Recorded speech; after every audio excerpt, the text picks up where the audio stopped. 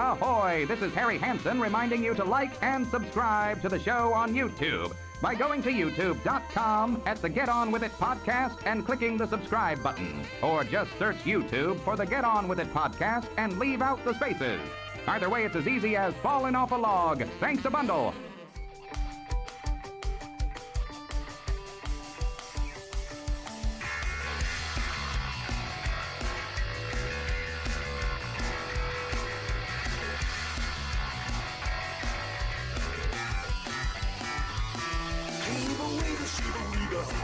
Jimmy Jungle, well, I'm sure to a dribble. But now you're going to slobber and you're crying in the middle of a topic. Benihana, Benihana, Benihana. Hatchy, hatchy, hooky, hooky, mozzarella, itchy, poo. Reading around the collar, heavy betting up the soup. You're eating for lasagna on Wonder Woman with Madonna. With Madonna. Baklava. Baklava.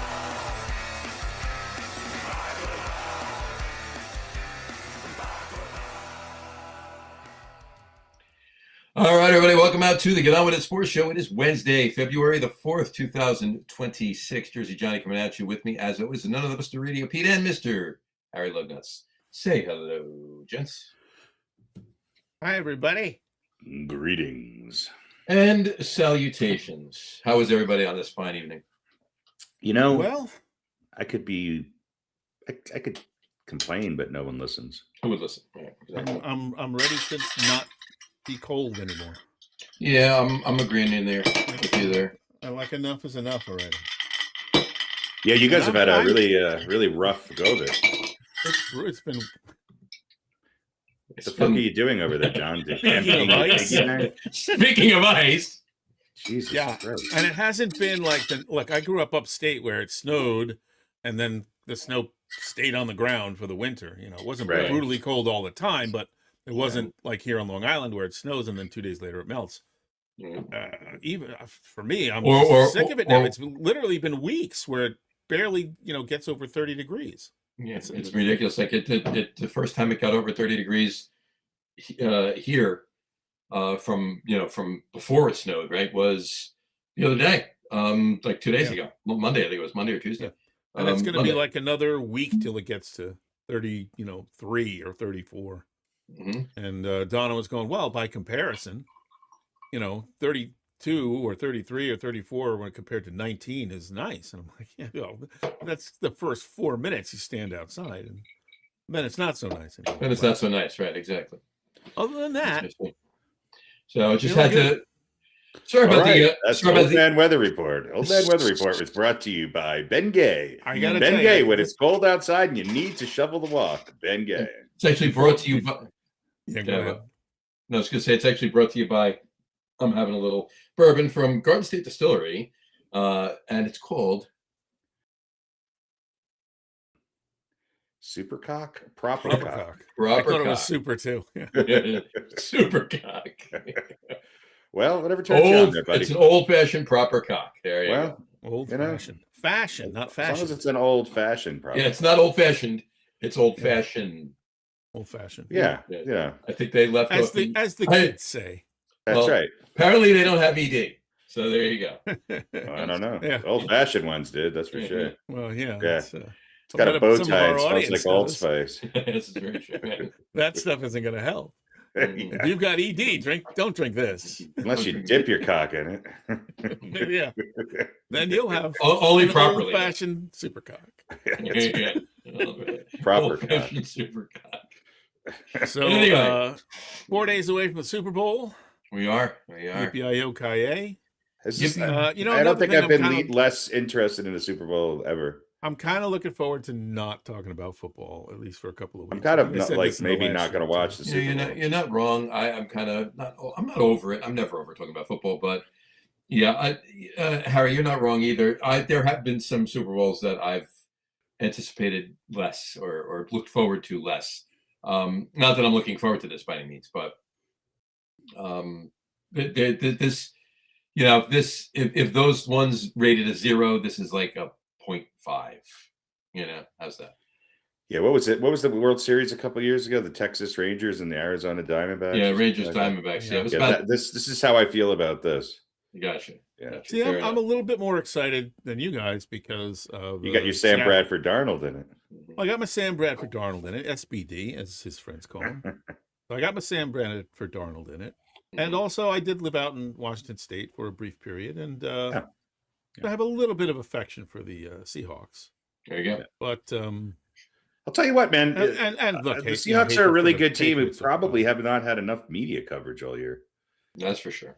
That's definitely for sure. This proper cock is pretty good, actually. There you go. Well, good. Probably should be. See how many callbacks to the proper cock we can have. There you go. Yeah. These streams may be taken down as soon as we're done. No. Everything's rated 18 plus, so we can say. And look. Oh yeah, that's true. That's what we do have to check the little toggle on the kids should not watch this show. Kids should not watch the show. And maybe they should. It's the only way they're going to learn about, Yeah, that's true.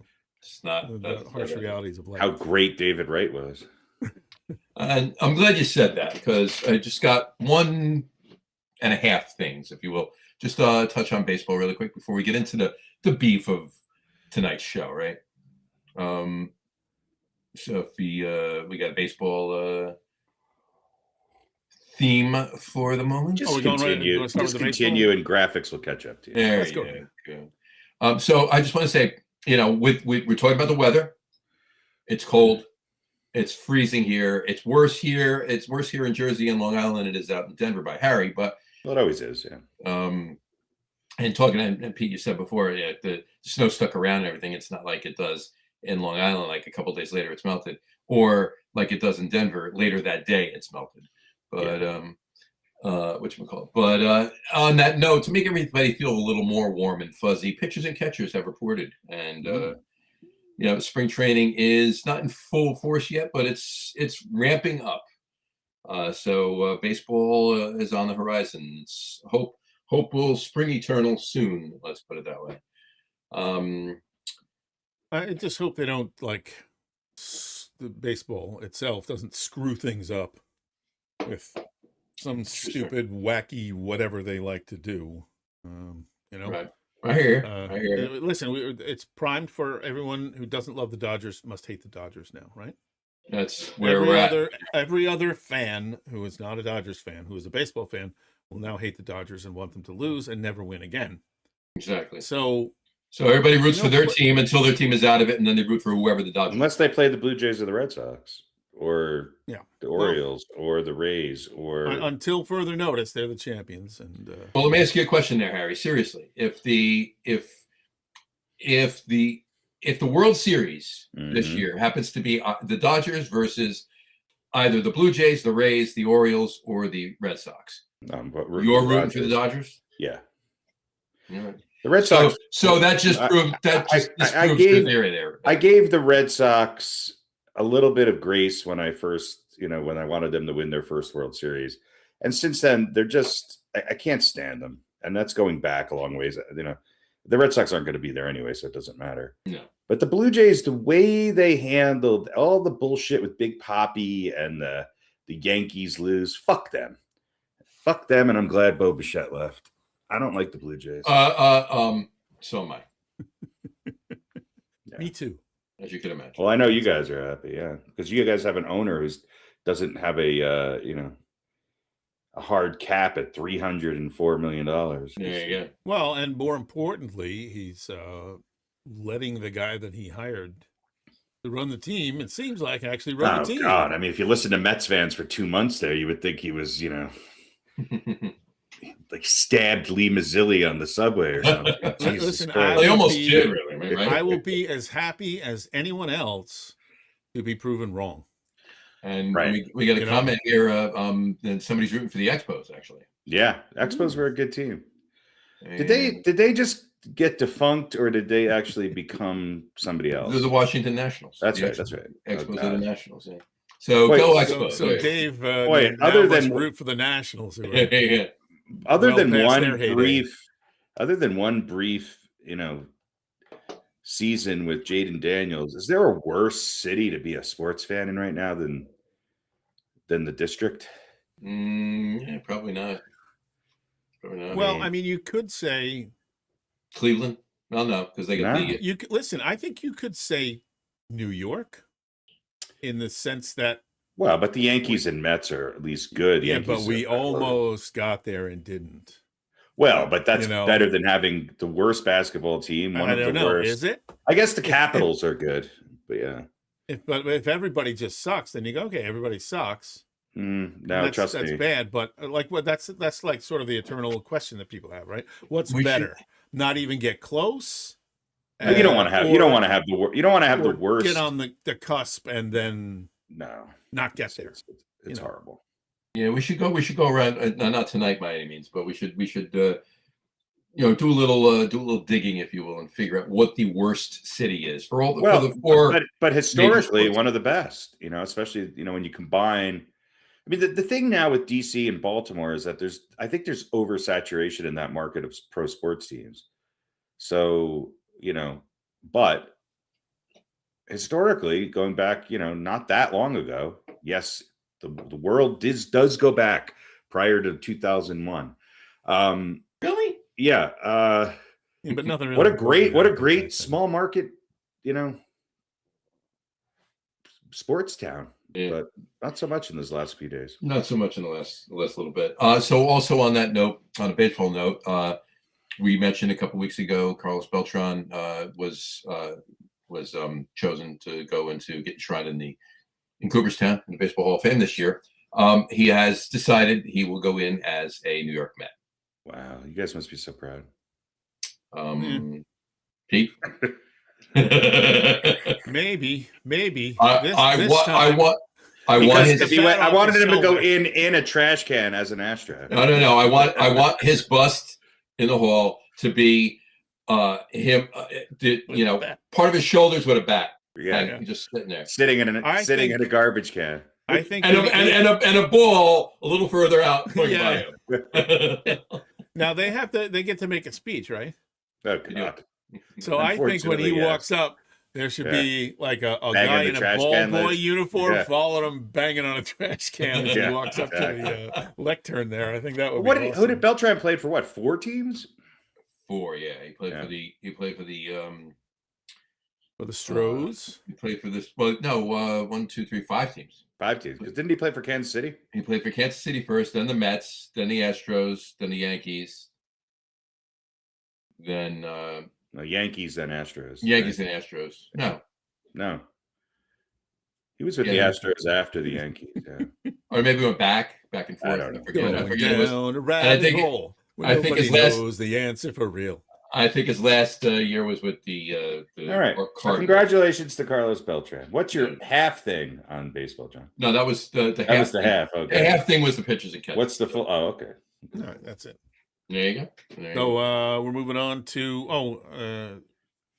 are we doing quickie and then we football? Got just a quickie, yeah, because it's NFL. So we're moving on to football, and we're going to start.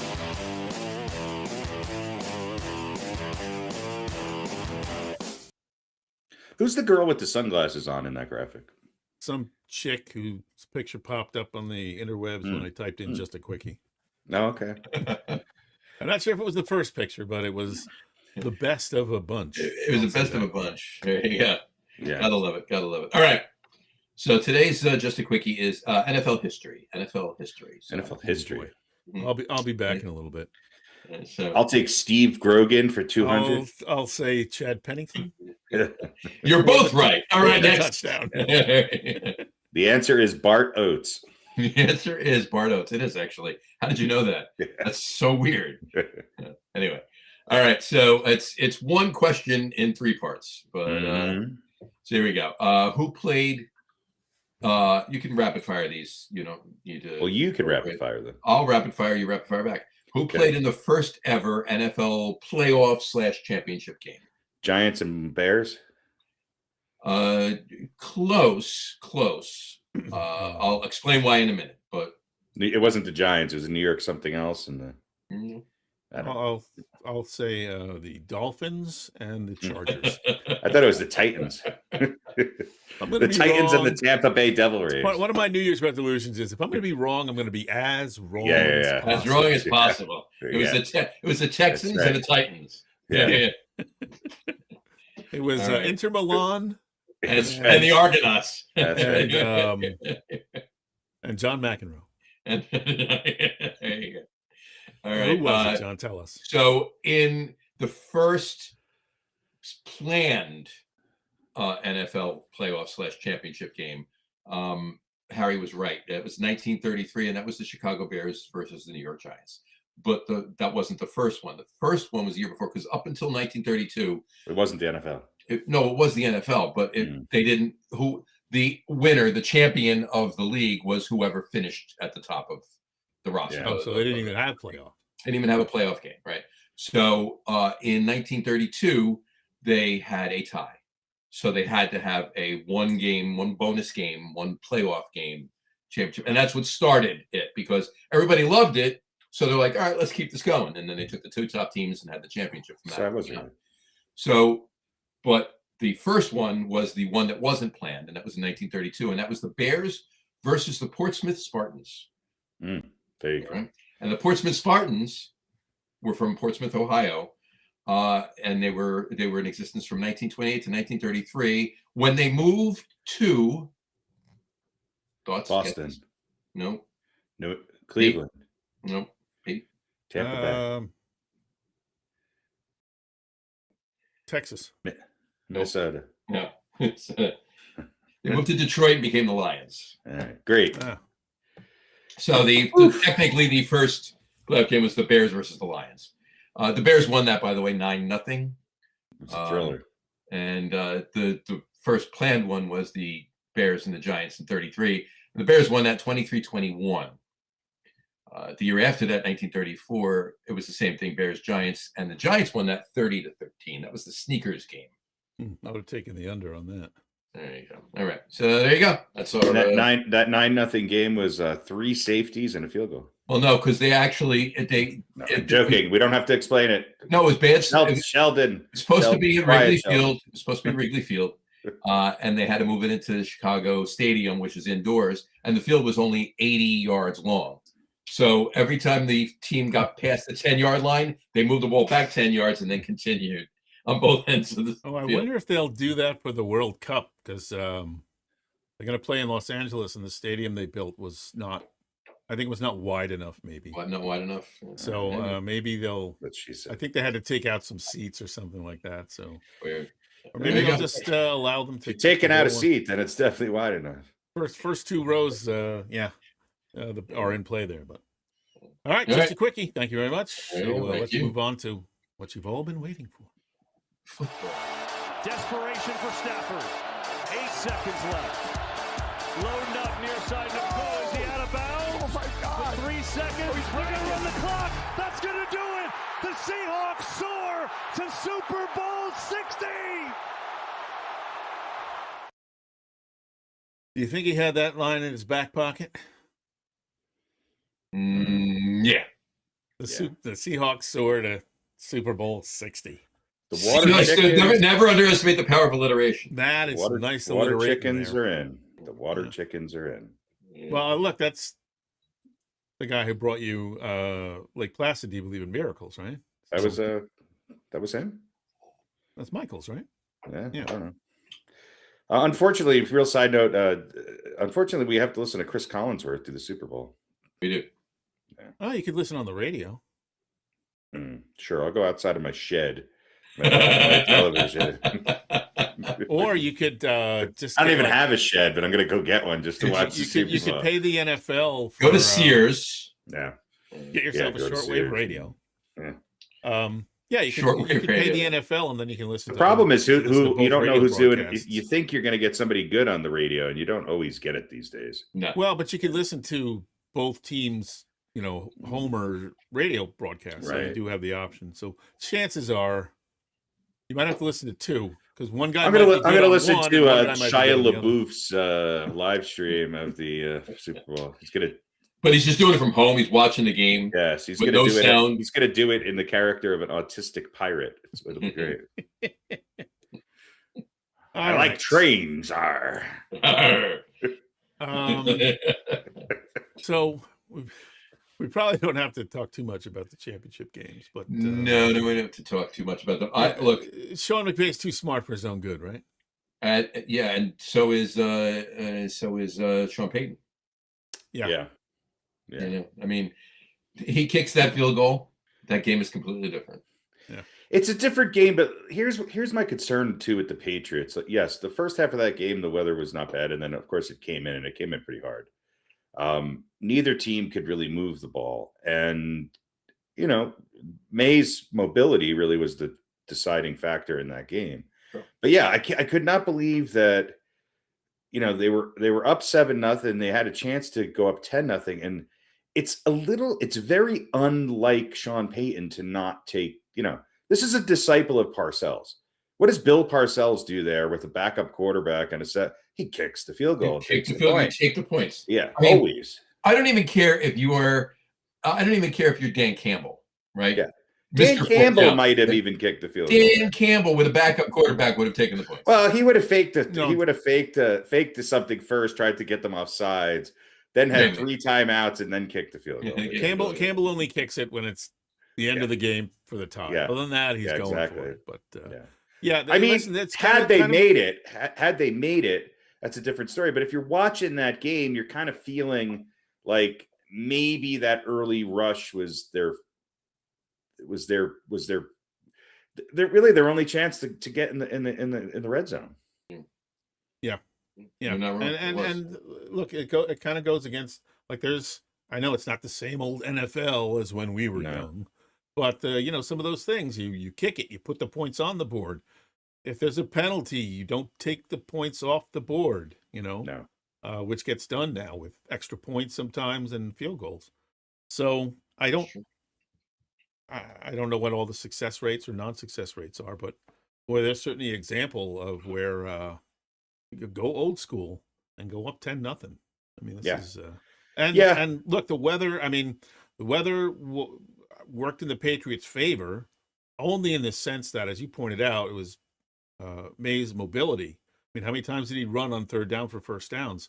So he was more mobile, number one. And number two, I think one of the announcers said, probably, was it Brady doing the game? No, he was doing the other game. Anyway, whoever it was said when the ground is crappy like that, it favors the offense. The runner. Because they know where they're going, the defense doesn't. You can't cut and stop.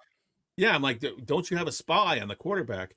And I think they did a couple times, but he just couldn't keep up with him because he's athletic. And one of the things one of the things I will give May, and I think there's a couple other quarterbacks which he's a good game manager. And while he got hit a lot, he's been sacked a shit ton this playoffs. I think he has a record number of sacks going into the Super Bowl. I think he's been sacked 15 times. Hammered pretty good. So, but his legs are going to be the only chance I think that they have of putting some points on the board, and more importantly, having a little bit of some time at possession. I don't know. I think Seattle's going to be able to get pressure on him, and his ability to run, especially on like second and third down. I mean, I think in the playoffs, I think he's run the ball 10 times on second down and averaged almost 10 yards a carry. Mm-hmm. So if he can do that, then that's going to at least keep them in the game and keep the ball out of Seattle's hands. On the other side of the ball, all we hear about is Seattle's defense. And quite honestly, the Rams put up some pretty big numbers on them. If they had another 20 seconds, they probably would have maybe scored on them again. So Seattle does have a very good defense and they're opportunistic, but if it's going to be good weather, it's going to be in Santa Clara. I think the Patriots will put up a decent amount of points if they can run the ball and if May's legs can be the differentiator. But I think what people don't talk about is Seattle's offense. They have probably the best receiver in football that nobody's talking about.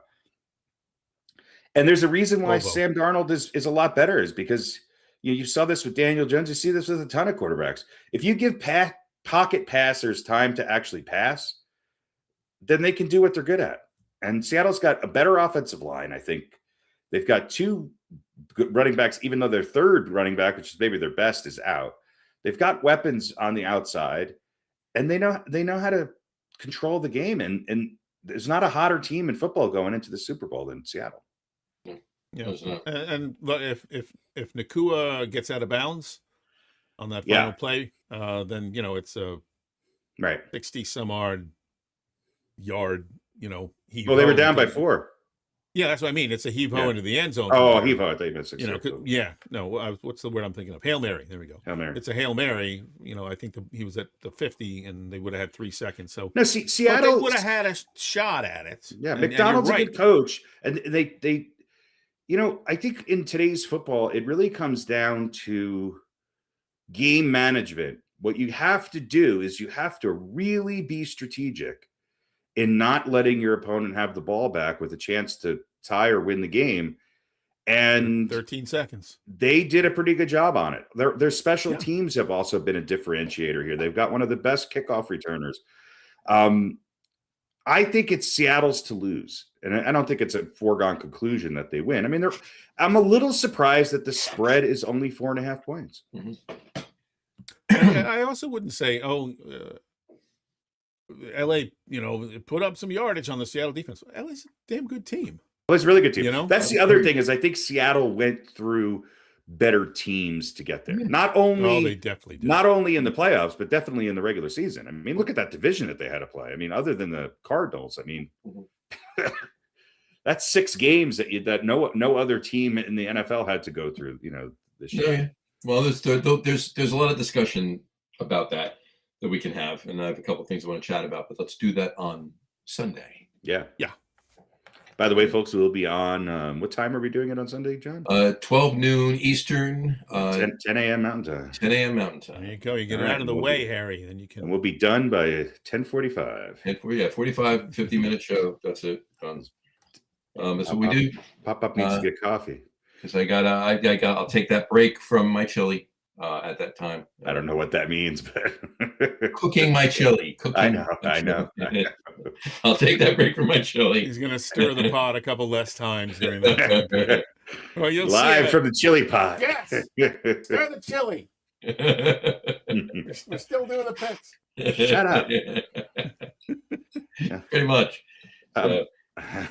Building Valentinesville. Shut the fuck up. Yeah, now I was gonna say you've got the Valentine's Day city there, right? Yeah. It's in the process. It's very modern. It's more like a Tokyo. All the skyscrapers, heart-shaped skyscrapers. There's a Valentine's Day one. It's very small. There's a St. Patty's Day one. It's very small. There's an Easter one that's kind of very small. But you have to find the Halloween is the second biggest one, and Christmas, of course, nothing beats that. If the Giants. I'll say when the Giants get back to the Super Bowl, which probably will be next year. I would like to see. The Super Bowl village. Well, she's a Jets although fan. it might be small. Oh well, she's not a Giants fan. Oh, all right. Well, then never mind. You'll never see Jetsville. I'll be dead. If you want to see Jetsville, get off on the Jersey Turnpike before we'll Newark be dead Airport. by the time that happens. So, well, at least right, and that's Jetsville. Yeah, I have given up fantasizing about seeing the Jets win a Super Bowl or even be in one or even be close. That'd be great, wouldn't it? God. It would be. So I'd let's even be happy for Jets fans. So we got a couple things that I want to talk about. So you want to do a four to say, or you want to talk not about yet. football? Not yet. Okay. Couple things. Let me know. So I got to ask you your opinion, both of you. Should the Pro Bowl games, I'm using air quotes, at this point even be played anymore? No. A Tuesday? No. Fucking Tuesday? It's flag football now, right? I know they wanted to get it, have the games where the Super Bowl is and have it be part of Super Bowl week. But why don't you start Super Bowl week on Sunday instead of Monday and have it on the weekend like you always did? But again, that's when it was the game, and now it's the adult version of the pump, pass, and kick competition. They had that with the NFL. They had that back in the day in the NFL. Why not bring that back? Yeah. And I distinctly remember seeing a picture of one 14-year-old that was in the pump, pass, kick competition by the name of Andrew Reed. Yeah. He looks exactly. He had the walrus mustache and everything. He had it then at 14. Yeah, he did. Yeah. He won because he lathered the ball up with barbecue sauce. Right. Exactly. I think that it's this is just, again, sort of become, I mean, it's just a show. And I don't really have a problem with what they're doing there. Like if you want to play up the NBA and the NHL and the NFL and Major League Baseball, right, with the home run derby and all these kind of extra things, right? The skills competition for the NHL All-Star game is pretty, enjoyable. If you want to watch that stuff, that's great. You can do it. But the whole thing with all of these sports is that, you didn't used to be able to see anybody you wanted, and now you pretty much can. So that, and we talk about that with interleague play in baseball. So that aspect is gone now.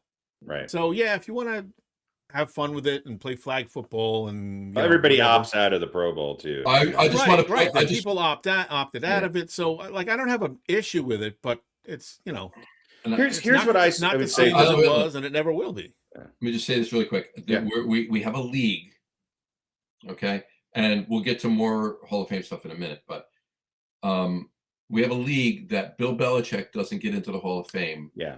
And Shedeur Sanders is a Pro Bowler. There's reasons for that. We could talk about that. But here's what I was going to say is that as a kid, okay, I remember watching the Pro Bowl only because it was a chance to see Dan Fouts play again. It was a chance to see, some of these guys who you don't normally see every time because we didn't have the NFL package. If you wanted to see the Chargers, there was 3 games out of the year that they were on, late on the late game.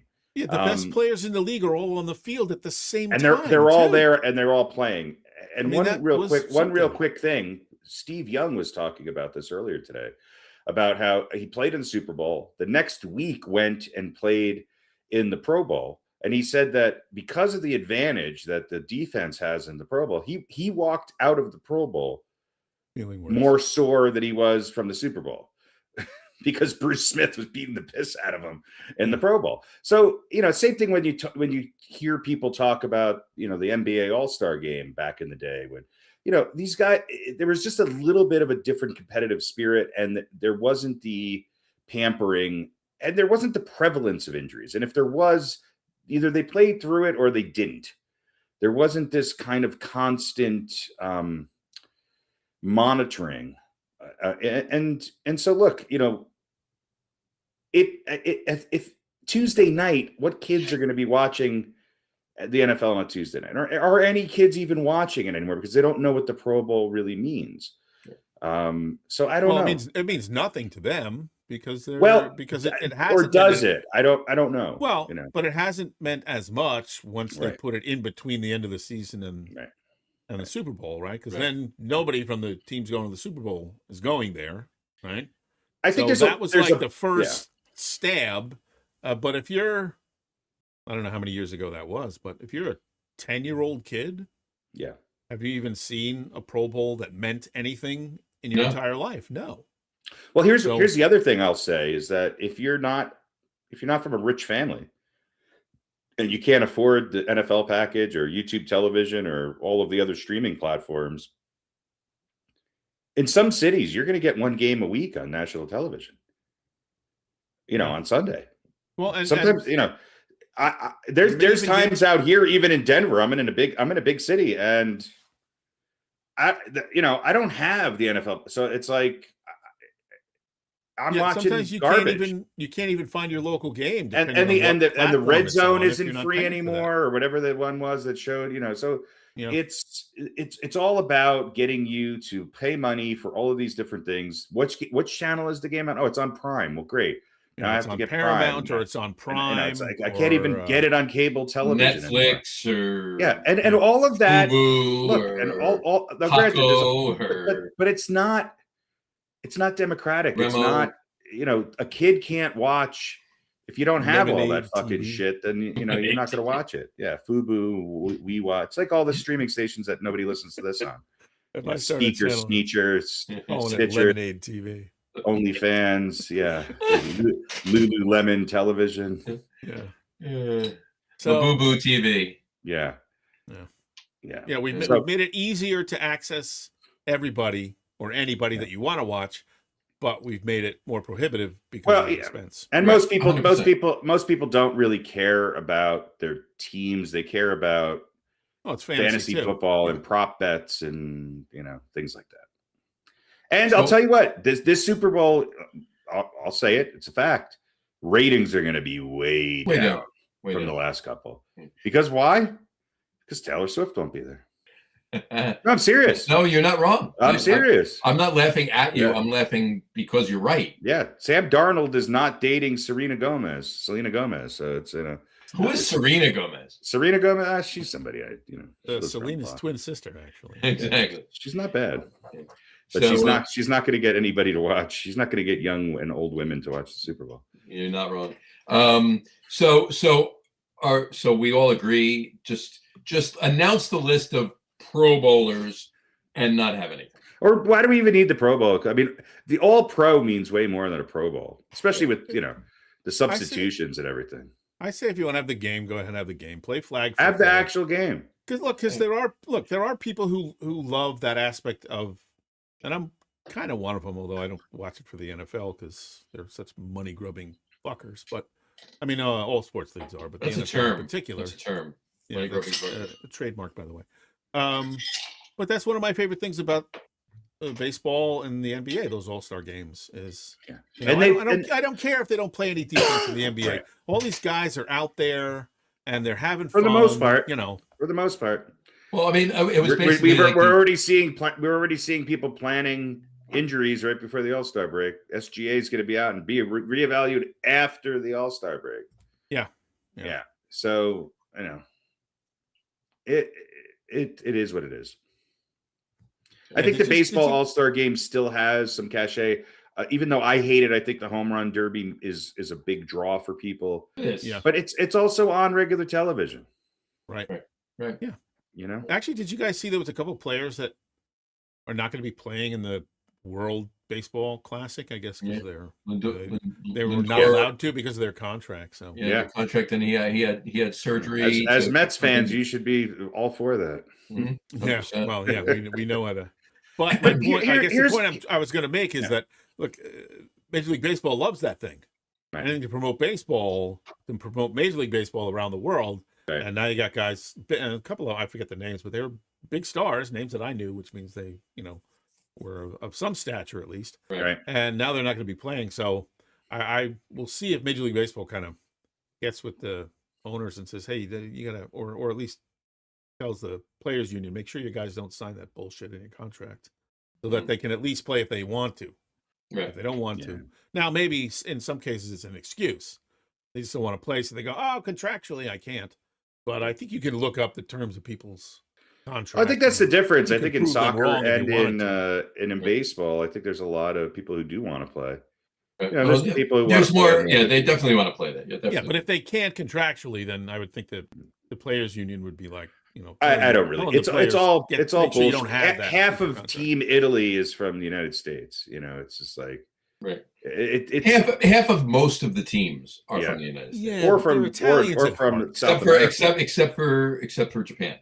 Half of all of the teams. They're all from Cuba. Right. Right. Pedro Yakamoto. Right. Pedro Yakamoto. Anybody want to try a Cuban Japanese accent and make sure we get completely canceled? Pretty sure I went to a restaurant that was Cuban Japanese. I've been to a Cuban Chinese restaurant, and actually it's very good. Actually, it's in Astoria. Of course it is.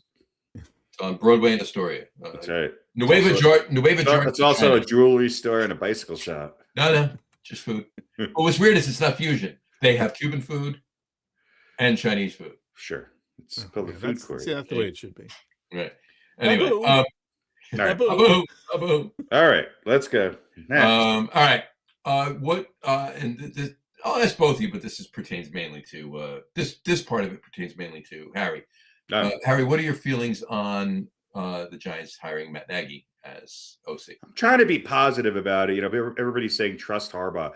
I'll say it by this. I think Harbaugh was a great pick. I don't think John Harbaugh is the best coach in the NFL, and I don't think his past judgments on coordinators have been stellar.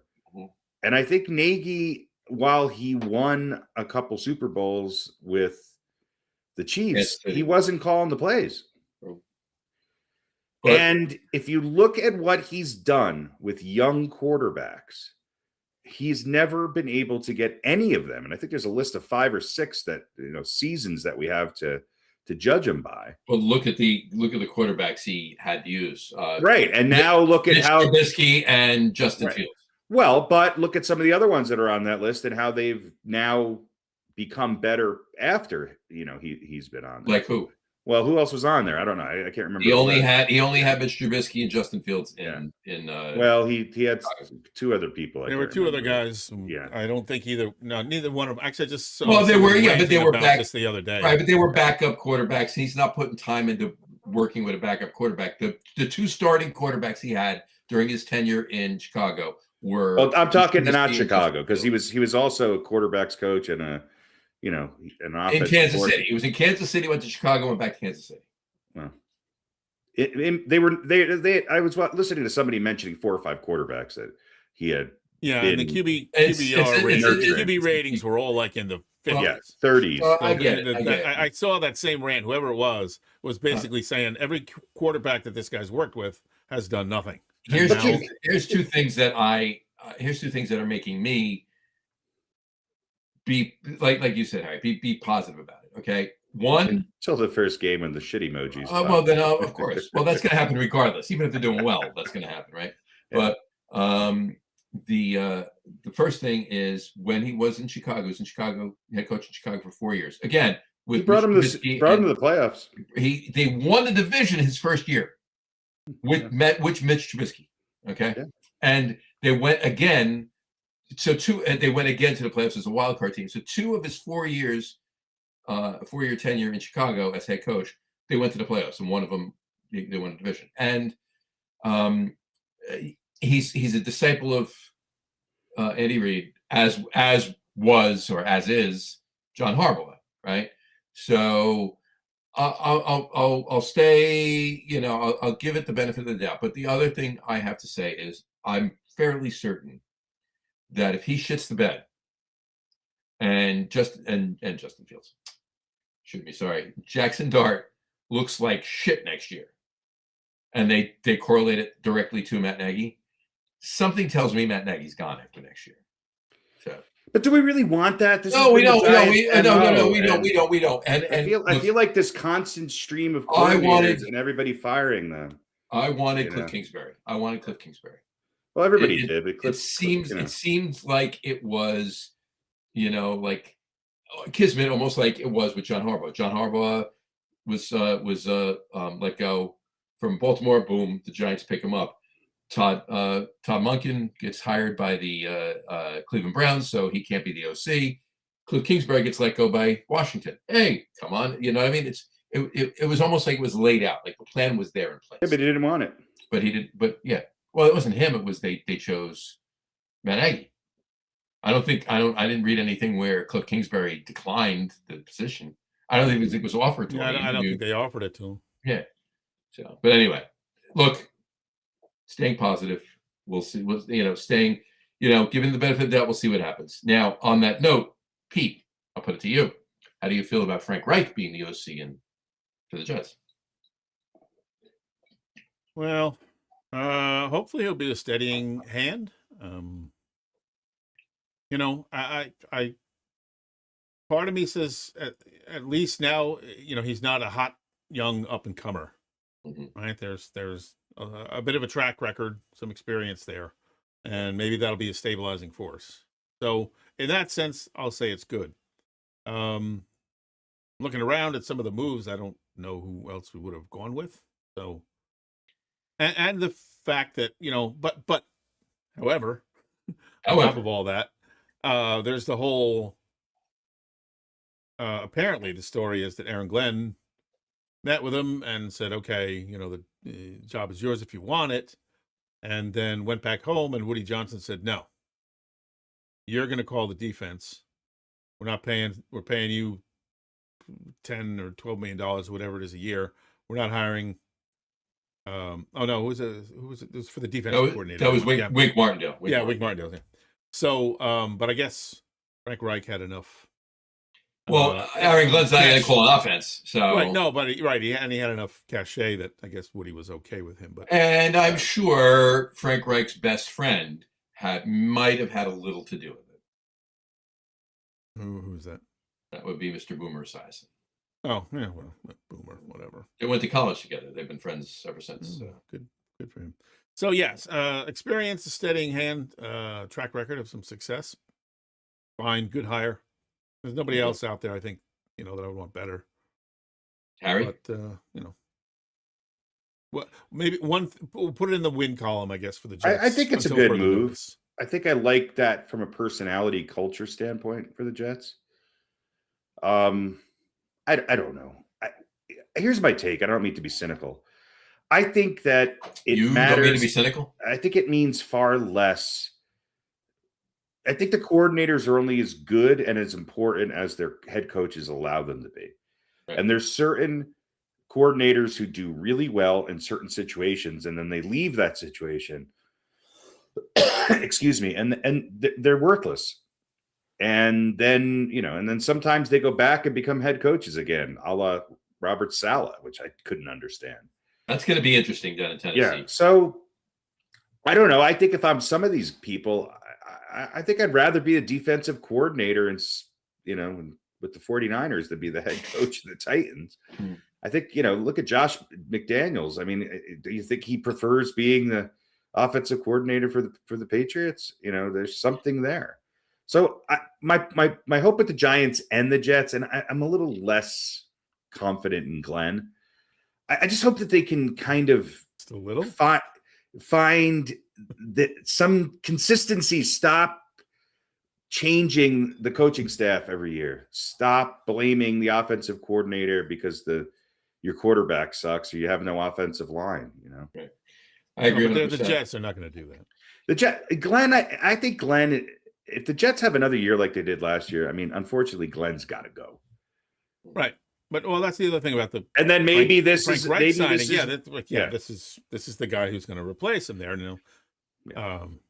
Right. Again, listen, was it really Aaron Glenn's idea, or was this the guy that Woody wanted? Maybe that's the story. Who knows?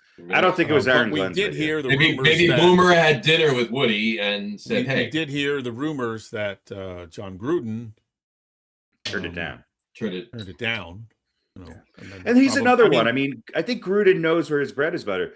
He had one or two really great years of success with Tampa Bay, right? Won a Super Bowl. But that was a long time ago. And even though Gruden's a relatively young guy, is Gruden really this mastermind in real time at the NFL level these days? Or is Gruden really kind of best where he's at right now? Doing unboxing videos and hanging around with Dave Portnoy on Barstool Sports. Yeah. I mean, I think it's more fun. It's certainly a lot more fun, and he is fun, and that's my point. Is that I think sometimes we give a little bit too much clout to some of these people who have not had success in a very long time. No, and look, he gets to be an icon doing what he's doing now. Yeah. Right. If he goes back to coaching, then he's no longer John Gruden, that guy that we all love and revere. Well, and it wasn't that long ago that we didn't love him so much. I mean, I think he kind of escaped some controversy pretty unscathed. But if he goes back to coaching and doesn't have success, then that can he can only really tarnish his image. He's still involved. He's still in it. He still has a name. He's still being listened to by a lot of people, probably more people now than he would be if he's a head coach somewhere. Yeah, now he's the guy. He's a guy that it's really hard to win championships. It is. It's really hard to do it. It's really, really hard to do it more than once. Did you see his video from today? Barstool Sports posted it. He was in San Francisco walking down a block and actually bumped into Rich Gannon. Rich Gannon, yeah. I'm sure that actually happened. He recognized it. wasn't staged. Yeah. Of course, with the one other thing with the Jets, the flip side. Rich Gannon was walking with what looked like Chinese food takeout. He was walking back to his Motel 8. But I think, or Motel 6. Motel 6. Super 8. Motel 6. Super 8 Motel 6, yeah.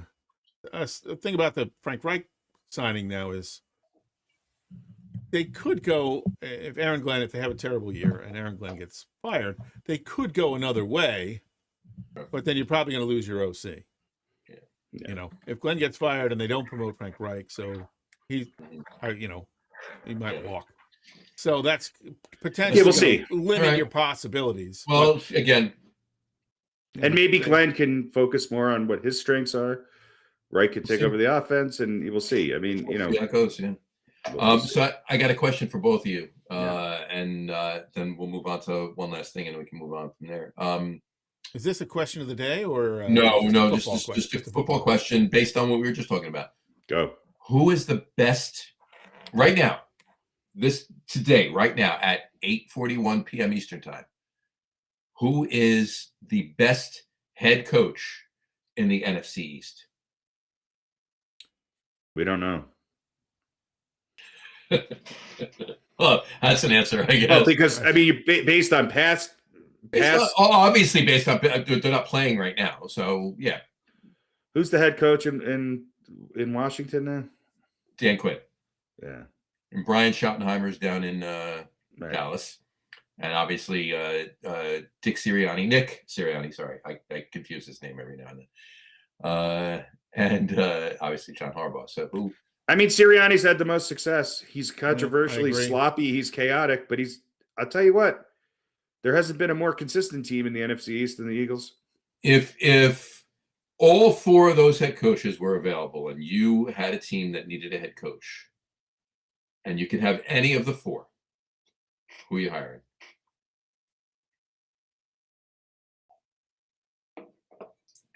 I don't know. Todd Munkin. I think it really depends on the team, but just based on a nondescript, team du jour. I think Harbaugh is probably the best bet out of that. But I think Sirianni gets a little bit of heat because of his personality and knowing who he's dealing with down there. I kind of don't blame him. I don't know. It might be Sirianni. I just don't know. He's done a lot with not a lot.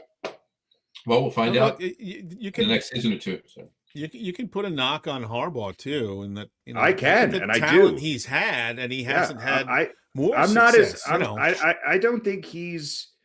I put him in the same position as a lot of other guys who have just have had a lot of talent around him and have not really gotten it done in the postseason. I hear what you're saying, and all I have to say to that is, for all intents and purposes, as Giant fans, and I'm obviously not including Pete in this,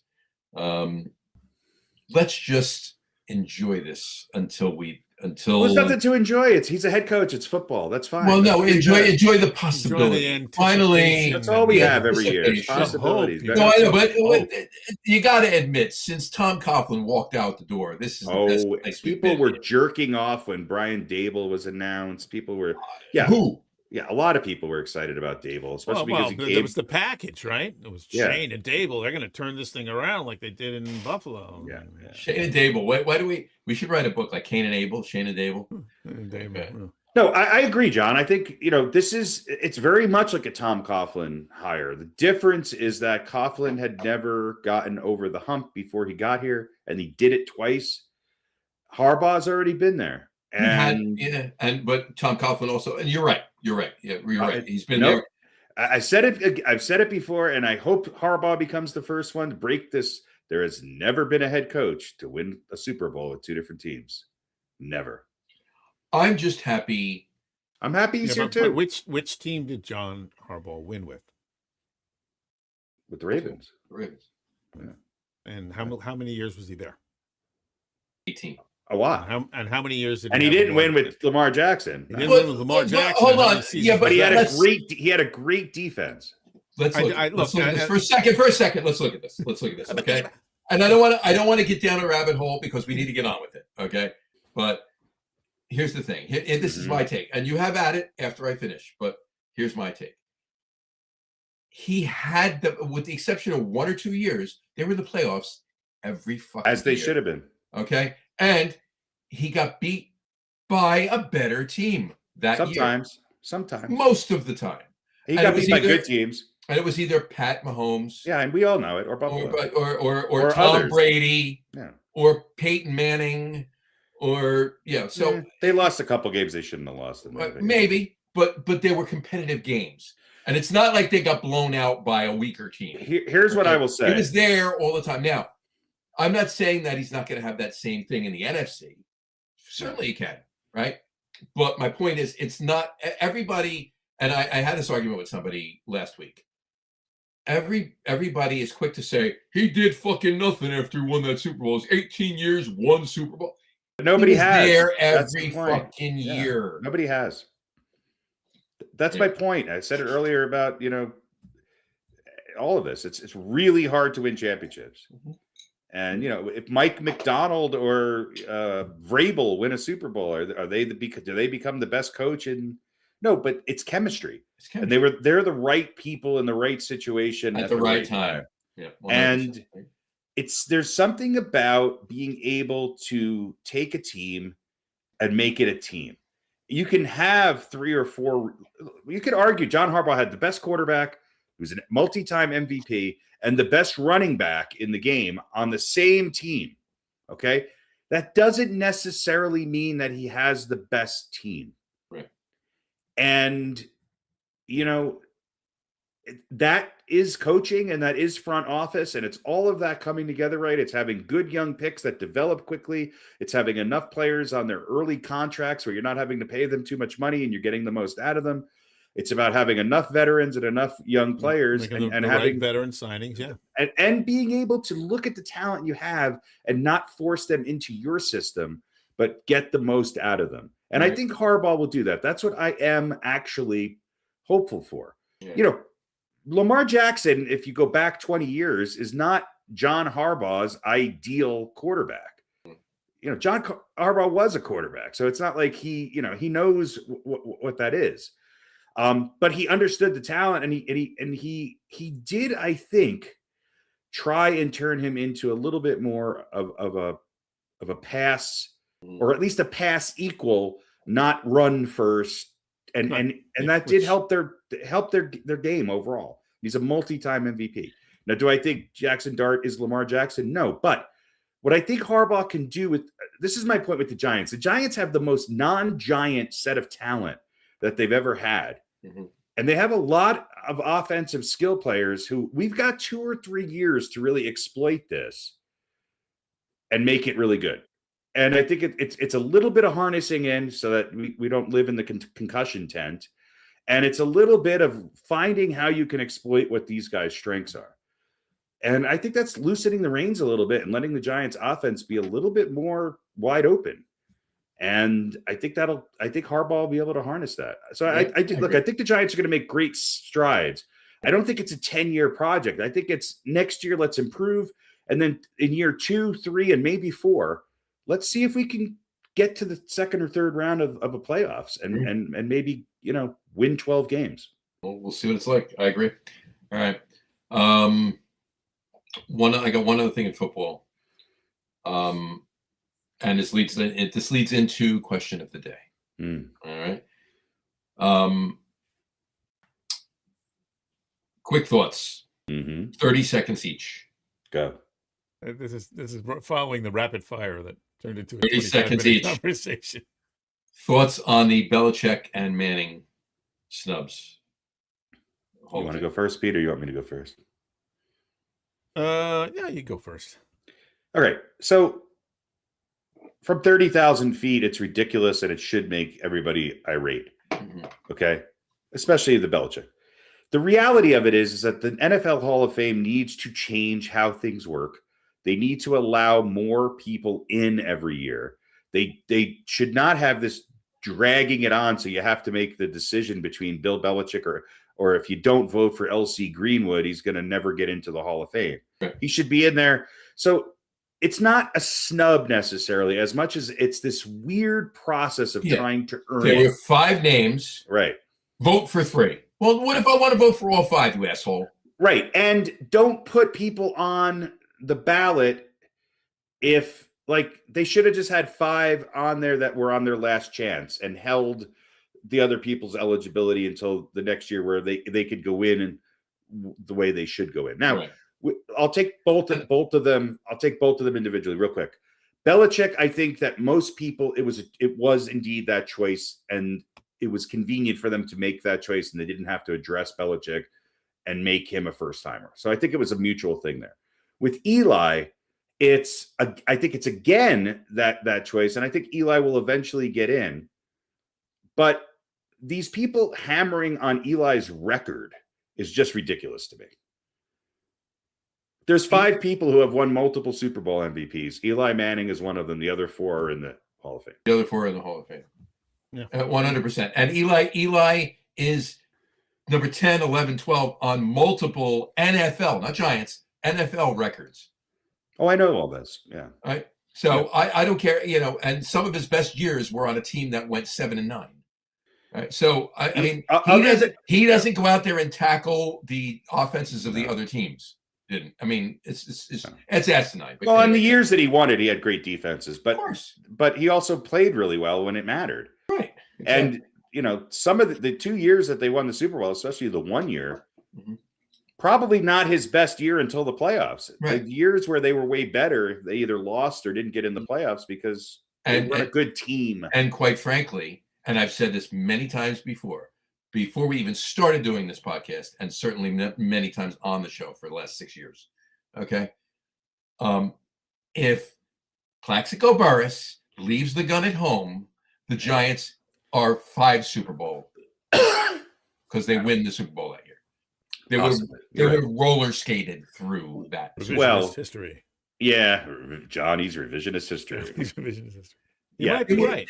I look at it a little bit differently. I'm fortunate we got one good year out of Plexico Burress, and I'm really happy he caught that easy touchdown pass to beat the Patriots. So I'm thankful for that. You got to get open. Oh no, I'm just saying I'm glad he caught it. Right. He was a great receiver. Plexico Burress, one of the most underrated, and that was a big pickup for the Giants. I think huge. I think when we look back on those Giant teams.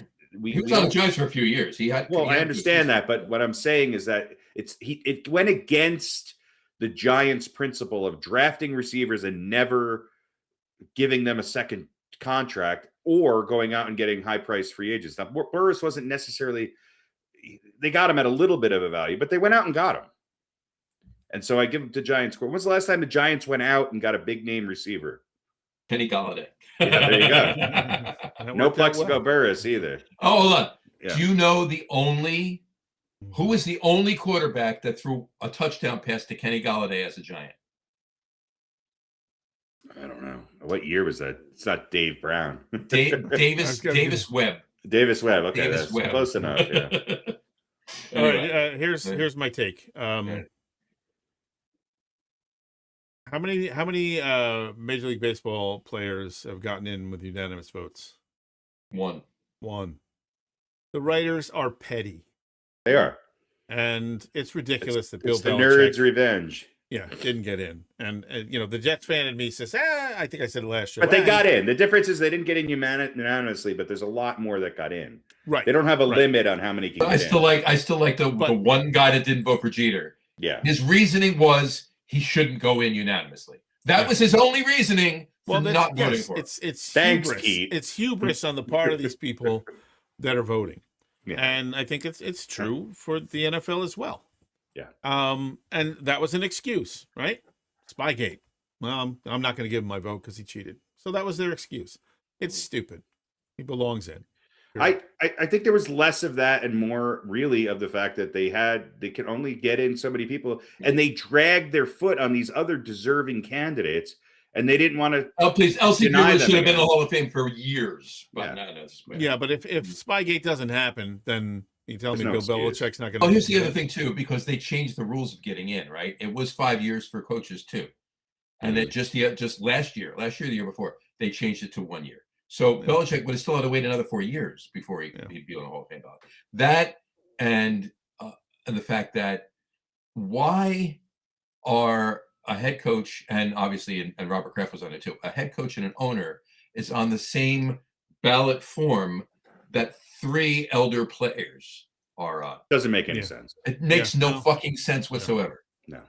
And also I think that there should be a first time vote for those obvious that are going to be close to getting in the first time. That should not be determined on spending your vote using your equity in somebody else's line. There should be 2 separate votes. Right. Clean it up, make it simple. By the way, come on. Right. Also, I think, hang on. Personality matters a lot, though, too. It does. That's true. Also, I think He was shitty to the press. There are people who, right? We had was it Brady or was it Belichick? Well, we might have found out they were both part of it, but there are people who go, it was more Brady than it was Belichick, and I'm not giving them my vote for first time. Combined with, might have been More Belichick than Brady, you mean? No, I think they're saying it was more Brady than Belichick. Oh, okay. Because he went to Tampa Bay and won, and Belichick did nothing. I got you. You know my take. You know my take on that. Yeah, but no, I'm just saying. I think maybe some of these voters who look at that and they go, "Yeah, maybe he wasn't as great a coach as we all gave him credit for." Does Chuck Nolan? He cheated. How many Super Bowls? I don't want to make comparisons with guys from 50 years ago. But how many Super Bowls has Chuck Noll won without Terry Bradshaw? How many Super Bowls has Tom Landry won without Roger Staubach?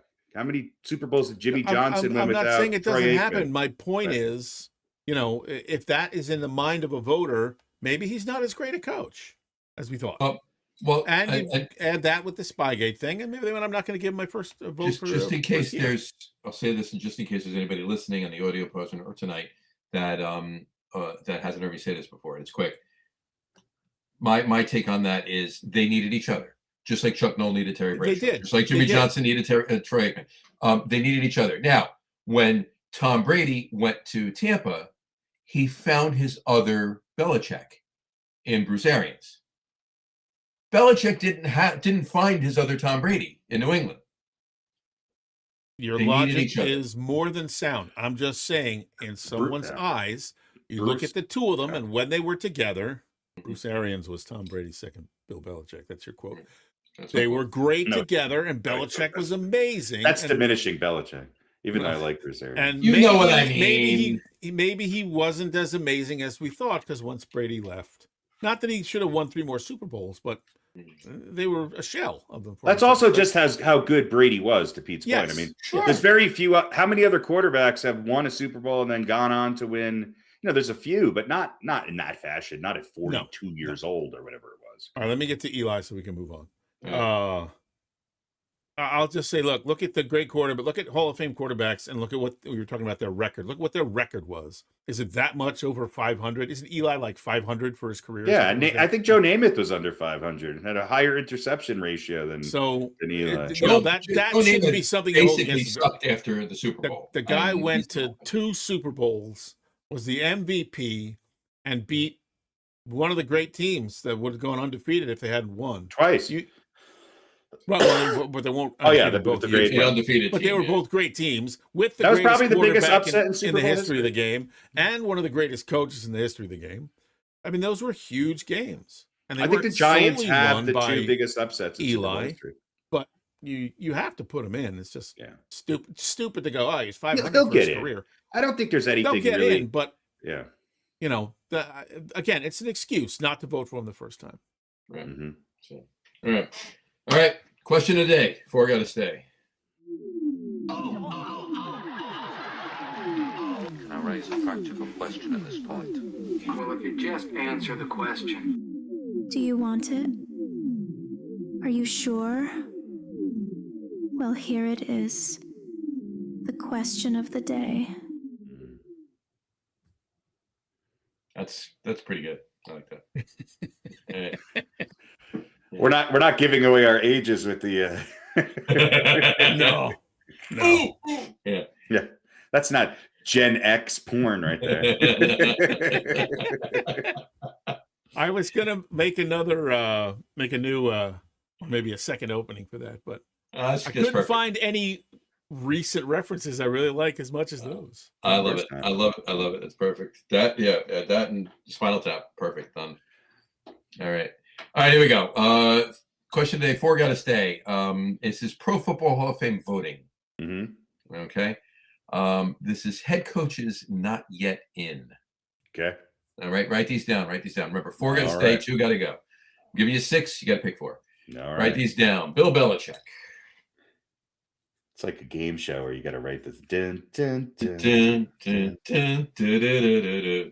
We should have. All right, who's number two? We should. Can we use the Jeopardy theme? I think you can, right? Who's number two? That's got to be. Who's number two? One of the more. I think Card Sharks would be a better theme. One of the more interesting games that sewer workers play. Who's number two? Yeah. All right, there you go. All right, so Bill Belichick, Tom Coughlin. Yep. 3. Tom Coughlin. Mike Shanahan. Okay. Mike Shanahan. Number 4. I don't know how the hell that changed. Mike Holmgren. Mike Holmgren. For some reason there's an H instead of an M in Mike. Hike Holmgren? Hike Holmgren? That should have been his name. If he was a center, that'd be great. Ladies and gentlemen, your new coach, Hike Holmgren. Starting at center, number 57, Hike Holmgren. Bottoms up. Oh, that's good. That's 110. All right, 111. That's the open. There you go. All right. Hike Holmgren. There you go. All right. Number 5, George Seifert. Yeah. George Seifert. Systems coach. There you go. And team. And number 6, Marty. Hall of Famers. There you go. And number 6, that was Marty. System. Marty Schottenheimer. Marty Schottenheimer. So we got Bill Belichick, Tom Coughlin, Mike Shanahan, Mike Holmgren, Mike Holmgren, George Seifert, and Marty Schottenheimer. All right, Pete, you start us out. Wait, what is the criteria here? Not that I'm going to follow. Which 4 of these 6 head coaches deserve over the other 2? Okay. They all deserve it. We know this, right? But which 4 of these 6 head coaches deserve it over the other 2? Okay. I think Tom Coughlin has to go in. Right? Didn't he win 2 Super Bowls with the Giants? He did. And who was he with before that? Jaguars. And who was his quarterback? Who was his quarterback? Not they went to. They didn't get to a Super Bowl, right? No, they were in the AFC. It was the AFC Championship game. Their second year in existence. And who was his quarterback then? Oh, who was it? Was it Brunell? Mark Brunell. Yep. Yeah. Was it Brunell? Maybe. I think it was Mark Brunell. I'll double check. Anyway, so he didn't have a Hall of Fame quarterback as of yet. No. So he's got to go in. Holmgren had Favre, right? Holmgren had Favre, yeah. Shanahan had Smellway, right? It was Brunell, by the way, but Holmgren had Favre. Seifert had Steve Young, and Joe Montana at the end. Yeah. Shanahan had Elway, right? Yeah. Schottenheimer had who? Brian Sipe. Oh, jeez. Right? Schottenheimer, Cleveland, or was he was also? No, he was Kansas City. Kansas City. Anyways, Kansas a few places, right? So. Oh, yeah. Boy, this is a tough list. I mean, they obviously all deserve to go. It's easy. Steve DeBerg, wasn't it? And then Montana. He had Montana at the end. He had Montana, and he had Bono. He was with the Bills for 3 years, and Rich Gannon. The Pats for 2 years. He was with this. Yeah, no, with Kansas City. Did he win any Super Bowls? No. He was with the. Well, he was the linebackers coach for the Giants for a couple of years. He was the defensive coordinator for a year. But as a head coach, he was the Cleveland Browns for 5 years. His best years were with Kansas City. Kansas City for 10 years. The Redskins for a year. San Diego for 5 years. And his best quarterback at Kansas City was Christian Okoye. No, I mean he had and he had one of the best. He had Joe Montana for a couple. Yeah, Montana for 1 year. He had DeBerg, Bono, and Gannon. I told you guys who. There you go. Right, well, okay. So what did he win? Nothing. Okay, so he's out. And I'm going to leave Seifert out as well. I got something to say about that. Well, whatever. Listen, it's not quite a can't remember his name. The guy from Dallas who took over Jimmy for Jimmy Johnson? No, the guy who took over for Johnson. Yeah, with the gun in his bag going through the airport. Yeah. It's not quite that situation, but it's kind of that situation. He took over a great team from Bill Walsh. He was part of that team, though, too. Yeah, but Seifert's out and Schottenheimer's out. So Belichick, Tom Coughlin, Shanahan, who I hate for some reason, but I love John Elway, and Holmgren. That's my 4. All right. Harry? It's Barry Switzer, by the way. Yeah. Switzer, yeah, there we go. George Seifert. Being a Cowboys fan, I have blocked his name from my memory numerous times, as we've seen on the show. George Seifert had a 766 winning percentage for 8 years with the San Francisco 49ers and won 2 Super Bowls. Mhm. He went 14-2, 14-2, 10-6, 14-2, 10-6, 13-3, 11-5, 12-4. And then he went to Carolina. He coached a dynasty, no question. Well, but or, a reasonable facsimile of one. Well, okay. So I mean, they didn't win it every year, but no, they won 4 and he won 2 of them. Yeah, but those, how many of those guys were there when he took over? All of them. That's my point. All right, so who you picking? How many of the Lakers were already there when Phil Jackson went there? Well, Phil Jackson would not be on my list of future NFL head coaches. Yeah. NFL. Definitely not be in the NFL Hall of Fame. I think so. I think what Seifert did was even harder because he had to follow and Bill Walsh's. So he was a better coach than Bill Walsh. I don't think I think he was just as good and he won just as many Super Bowls. He didn't have to build the team. He was part of the offense. He didn't design the offense. The offense was already built for him. Oh yeah, it was just done. It was like IKEA. Walsh. You just Bill Walsh created the West Coast offense. George Seifert inherited. Bill Walsh won 3 Super Bowls. All right. That's true. Yeah. Did he? Yep. Okay, so they won 5. They won 5. Yeah. But everybody else. Who's in? I had to take somebody out, and look. This I preface this by saying they're all deserving of getting in. This is probably the most logical I've ever been, convoluted though it may be. No, Schottenheimer and Holmgren are out for you. Yeah. All right. Yeah. Now, Holmgren, we almost had the same list. Yeah. But I mean, Belichick's a no-brainer. Cowboys fandom. I think second on this list as no brainers is Seifert, and then Shanahan, then Coughlin, and then yeah. So yeah, those are the 4. All right. So you have the exact same list with the exception of. I almost took Holmgren out too, but a Cowboys fan, I hate 49ers, so I did let a little bit of my non-logicality into the mix. And you're going back. Okay. All right. Now, you remember the 49ers and when the 49ers and Cowboys actually played each other at anything meaningful. We're going back. We're going back 30 plus years. Yeah. Now, I would like to remind you. Okay. Now the 3 names I'm going to say, there's no disrespect because they deserve it too. But the gentlemen that the 6 names on this list are not in the Hall of Fame. Mm-hmm. However, Tony Dungy, Marv Levy, and Bill Cowher are. Now, I'm not saying the 3 of them don't deserve to be in the Hall of Fame. They do. However, do they deserve to be in the Hall of Fame over any of the other, and with Bill Belichick aside, of course, right? No. But over any of the other gents on this list. Well, were they all on the ballot at the same time?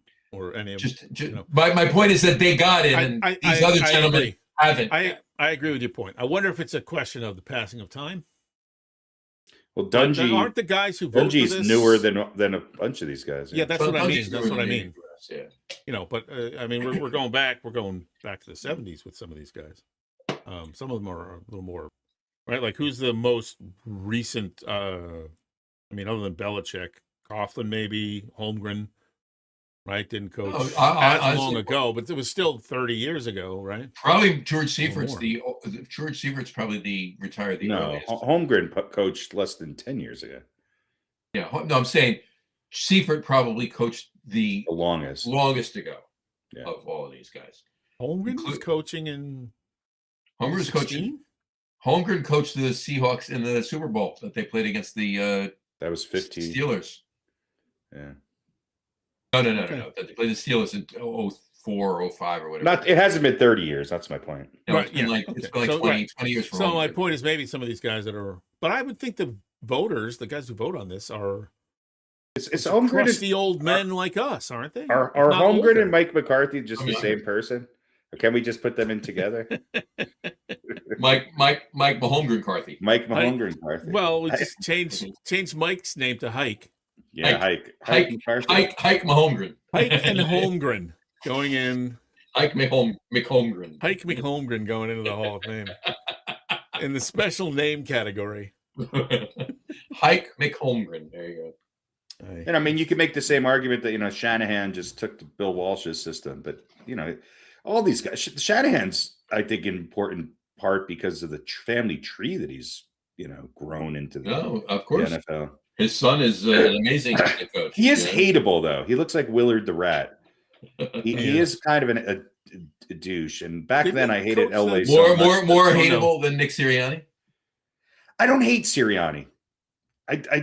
He's a jerk, but he wins. I like him way more than the coach who wore the visor for all those years on the Eagles. Who's the Denver coach who later on coached the Giants?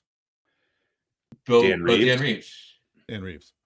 So taking your Giants fandom out of it. I mean, I just got to look at our website and Harry's bio. I mean, Harry's in Denver because of the trade with Dan Reeves. Okay. So taking your hatred of or your love of the Giants out of the mix, who's more dislikable or who's less likable, Shanahan or Reeves? Well, Reeves, I think, was very likable, kind of a gentleman, almost a Landry cohort. Reeves was very nice. I met Dan Reeves and had a nice conversation with him. I think behind closed doors, Reeves was tough, but he never showed it outright. And I think Shanahan was a pretty classy act too. It's just there's something about his intensity and his facial expression. He always looked pissed. He always looked like his blood pressure was about to squirt out of his ears. Something was bothering him all the time. Yeah. All right. Well, it was. Right. So me, Shanahan and Seifert, Harry, Schottenheimer and Seifert, Harry, Holmgren and Schottenheimer, right, and John. I'm on. I'm on Team Harry. Harry, yeah. I would pull Holmgren out and put Seifert in, but the three of us are in lockstep on Belichick, Coughlin, and Shanahan. So, all right. Throw up just a quickie for a second. I got one for you really quick. Just a quickie. I'm going back to it. You just want to see this.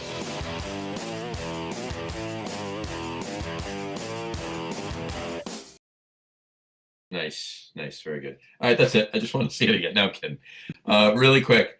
How many head coaches were first ballot Hall of Famers as coaches? Obviously. How many head coaches were first ballot Hall of Famers?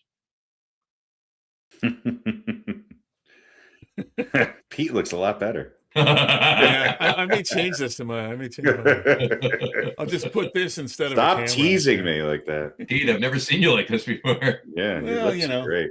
I've been working out. What can I tell you? I don't know, but I'm guessing less than five. Less than five. Pete, what was the question? Sorry, I was concentrating on shutting the camera off. How many coaches were first ballot Hall of Famers? How many head coaches were first ballot Hall of Famers? NFL. In the history of the Hall of Fame? Mm-hmm. 3. You say 3, and Harry says less than 5. So obviously 3 or 4. Mm-hmm. You're both wrong. It's 6. Okay, so that's close. 6. We're both close. All right. Throw out a couple names. Throw out a couple names. See if you get any of them. Mm-hmm. First, Don Shula. Don Shula's 1. Lombardi. We have Vince Lombardi. Vince Lombardi's 2. Bill Parcells. No. Hank Stram. Hank Stram. Hank Stram's not. No. Who coaches Steelers? Chuck Noll. Chuck Noll is 3. Tom Landry. Tom Landry's 4. Bill Walsh. And you got to go back. Way Walsh. back for these Way other back. 2. Not Bill Walsh. No. Newt Rockne. Before the 70s? Yes. Who was the coach of the Giants way back in the day? Nope, it's not him. No. Steve Owen, Jim Lee Howell? No. Not the Bears. I don't know. First Bears coach, whatever his name was. Who was that? The Bears coach back in the day. What's his name? I can't remember. Papa Bear. Yeah. Hallis. George Hallis is 5. Yeah. One more. Got to go a little north from Soldier Field. Is it Green Bay? Minnesota? Green Bay coach? And that being? We already said him. No. Vince Lombardi. No. Wait, is it Green Bay or Minnesota? Green Bay. Stadium's named after him. Lambeau. Curly Lambeau. Curly. Rich Lambeau. Yeah. Curly Lambeau. Billy Bob Lambeau. Billy Bob Lambeau. George Hallis, Curly Lambeau, Vince Lombardi, Tom Landry, Chuck Noll, and Don Shula. Those are the. I was George Walsh. Bill Walsh, not a. He was not a first ballot Hall of Fame. Yeah. So there you go. Yeah, this just. I mean, I don't think anybody's going to be again. If Belichick's not, who? That would be really funny if, who's won one Super Bowl? I don't know. Who's the guy that used to coach Seattle and went to the Raiders and shit the bed? He's like 100. Pete Carroll? Pete Carroll. That'd be great if Pete Carroll becomes the first ballot. Yeah. Listen, maybe part of it is these guys who vote, they can't live forever, right? So maybe there's and they probably younger when guys they started the Hall of Fame. No, but then the younger ones come up, and remember, as Harry said earlier, history started at the year 2000. So yeah, that's what I'm saying. So you got guys like you're gone. I would imagine Dungy and stuff. I would imagine that the average age of the Hall of Fame voters are older than we are. I would still think that's true, but maybe not for a whole lot longer. No, well, of course not. Well, yeah. Well, as far as the majority, as they get younger and we get older, we'll cross. Yeah, regardless of our age, but yeah. All right, all right. Let's do a little over-under, I guess. I didn't know Lambeau was a coach. That's Curly Lambeau was. I did know that, but that was what 1920s. Yeah. Jesus Christ! I forget what my over-under was. Wonder if Jesus Christ would get in on the first ballot. You know what? With the Hall of Fame voters, probably not. Mm-hmm. All right. Well, you know what? Let's do Are They For Real instead. I forget what my over-under was. So over. You said it before. I don't know. I forget what it was. Maybe it'll come to me. It'll come to you. We forgive you. Yeah, maybe, perhaps. So here we go. What is real? What is real? How do you define real? If you're talking about what you can feel, what you can smell, what you can taste and see, then real is simply electrical signals interpreted by your brain. Pretty sure none of that's real. You're not real. For real, for real, for real. Yeah. What is real? Okay. Are they for real? It's a football edition. And first up, we're going to talk about new NFL head coaches. God, I can't keep up. I need a spreadsheet. I made a spreadsheet. Has all I love it. I want a graphic, a Pistol Pete. Head coaches and a radio Pistol Pete. OCs graphic. And DCs and where they left from or where they went. Did they get a new job? Who replaced them? All that stuff. I made a spreadsheet and it's still confusing. So, new head coaches. Will they have a better first year with their new teams than their predecessor had their final previous year? Yeah. Okay. But the predecessor had in their what? In their previous year. In their last year. Okay. Yeah. Will they have a better record this upcoming year than they did? That team did the year before. This year. Yeah. Exactly. So let's start with Johnny Harbaugh. Over. God, I hope so. It's Are They For Real? If you think they're for real, they're going to have a better record. If they're not for real, it'll be equal or worse. Well, I'll answer for John when it comes to Harbaugh. He's real and he's spectacular. He's real and he's spectacular. Very nice. I'm going to say real too. I think he's. I don't think it's 8-win territory, but I think. Hey, what we got to do is get would they have 6. 4 or 5 this year? 4. They had 4, and they should have had 9. Oh, here we go. Is Harry? Yeah. Well, no, if they don't shit the bed in the last 2 minutes of 5 games, they're 9 and 8. Yeah, yeah. And if it wasn't for 4 But they were plays, consistent with that. the Ravens would have gone to 3 other Super Bowls. That's right. For 4 drop passes. If it wasn't for Harry, me, what do you say? it wasn't for me being fat and ugly, I'd be a movie star. They're real.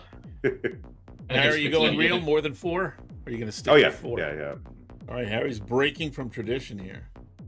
All right, Stefanski. Atlanta. Atlanta was better than we thought, weren't they? What was Atlanta? They were 8-9. Yeah. In that division, they were the spoiler that kept Tampa Bay out of the playoffs. I'm going to say real. I don't. Who's Atlanta? Who's he going to put in the quarterback? Is it going to be Penix or is he going to go back? It's going to be Penix. I think you see. I think you're going to. Honestly, I think you're going to see Kirk Cousins on the Jets. Yeah, I've heard that too. I'd be fine with that. I'm going to say no. I don't think they win more than 8 games. I don't think they win 9 games. Don, you're saying yes? I'm saying yes. It's for. I think it's 9, but I also say that because of the division they're in. True. Yeah, maybe they were all 9 and 8, not 8. They might be on the way up. Well, Tampa's, wavering a little bit, and yeah. I'm gonna go no. I think they're gonna be maybe the same or slightly less. And then final one is a few years removed from his previous head coaching job, but Robert Saleh. God, I have no idea. The Titans. Will he have? Oh yeah, no, for real. Well, what did they win? 2 games? It won 5 games. 5 games? 4 games. 4 games. I don't. So I don't know what his last year with the Jets was, though. Oh, you're saying his coach. predecessor, though. Oh, sorry. Yeah. Bit of a change with this one. Will he have a better year with Tennessee? His first year, than his last year with the Jets. Oh, what was his record last year? Yeah, 7. I don't know. Why would I look? Last year with the Jets, they didn't. No, it's last year with the Jets. He only had a half a season. Yeah. All right, so then let's do it the other way. Yeah, let's keep it safe. Yeah, okay. They don't play in the toughest division, but is he going to be the difference maker in them being able to finish games? But they won 3, right? 4, right? 4. So will they win 5 games? 3. Maybe they won 3. I'll be optimistic and say they'll win 5 games. I think they'll win. I think they'll win 5 or 6 games. They won 3. They were 3-14. Oh yeah, they definitely. Yeah, 100%. Yeah, for real. I'm for real. Can I say something really quick on Saleh? I thought he did such a great job this year as a DC. With what he had to work with. I don't know why he would go. He wants to be a head coach. I know, but he's not. Well, we don't know that. Not yet. Because the team he was the head coach of, we can't use for a measuring stick. Yes, well, Yeah. almost all New York teams, it's a tough like who's judging, the last successful New York Jets head coach? The Jets, it's hard. Rex Ryan. The Jets really are hard to. Every time they make, it's just like, oh God, what? But he was also not good as their head coach. You know what I mean? I agree. But it wasn't like this is just a team that has no talent and they can't compete with Buffalo and they can't compete with. What a saga! Doesn't that seem like it's 10 years ago? The whole Aaron Rodgers and Saleh and man, they had sauce back then. Brutal. It was brutal. All right. Last one. This is maybe this was the over/under. It doesn't really work out that way. Anyway, who's more for real? Cleveland Browns quarterback for the 2026 season, Shedeur Sanders or the field? Who's more real, Shedeur? Well, we'll never get this. We'll never get this. Anyone right. else? Yeah, we'll never get starting this right. quarterback. You talking Pro Bowl quarterback, Shedeur Sanders? Pro Bowl. That threw 2 picks in a flag football game. Well, but he not threw a touchdown pass to him.